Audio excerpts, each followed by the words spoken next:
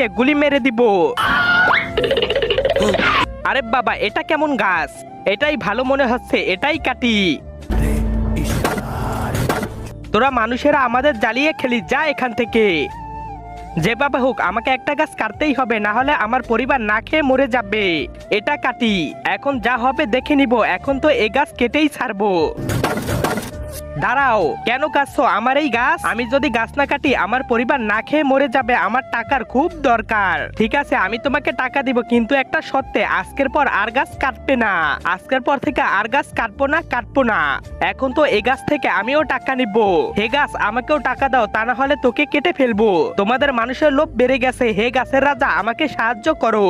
তার আগে তুমি যদি ইন্ডিয়ান হও তাহলে লাইক করো, আর যদি বাংলাদেশি হও তাহলে লাইক সাবস্ক্রাইব দুইটাই করো, আর কমেন্টে তুমি যে দেশে সে দেশের পতাকাটা দিয়ে যাও। আমি তোকে অভিশাপ দিচ্ছি, তুই সারা জীবন গাছ হয়ে থাকবি।